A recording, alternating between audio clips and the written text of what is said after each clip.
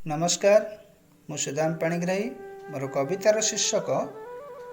चाष और चाषी।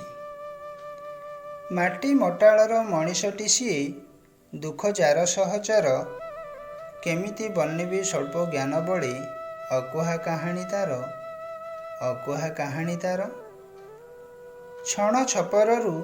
जह्न तारा दिशे, पेटकु मिलेनी दाना चिरा फटा पिंधि लज्जा ढांके नीति नाही भल खंडे कना तथापि संघर्ष करी चली थाए जीवन जीविका पाई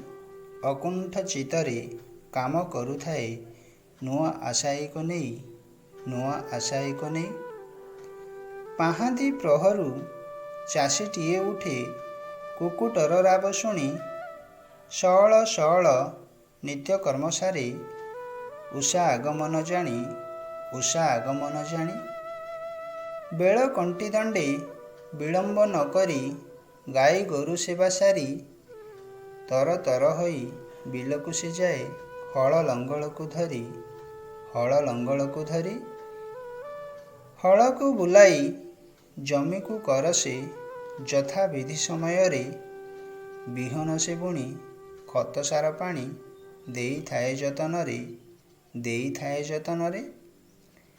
चाषीर कपाळे सुख नाही तिळे कर्म को आदरी नीति खटु थाए सेही खरा की बरसा शीत को नाही ता भीति परिश्रम केबे जाए नाही वृथा आशई खुशीर दिन शस्य सामलित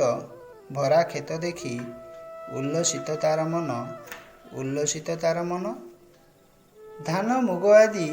शस्य साथे पुणी जह्नी कखारु पटल ऋतु अनुजाई नाना चाष करी फसल करे अमल बरस तमाम परिश्रम करी लहु लुहाण से होई दुनियार क्षुधा निवारण करी निजे अनाहार रही भाग्य विडंबना हेतु भी दुर्दिन आशई कपाळे घटी बरसर सारा परिश्रम तार क्षण करे निये लुटी ऋण बाड़ी करी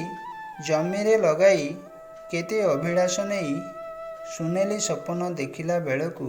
प्रकृति दाऊ सादई दैवी दुर्विपाक बात्या मरुड़ी अदिन बरसा आसी खरा भरा खेत छार खार करी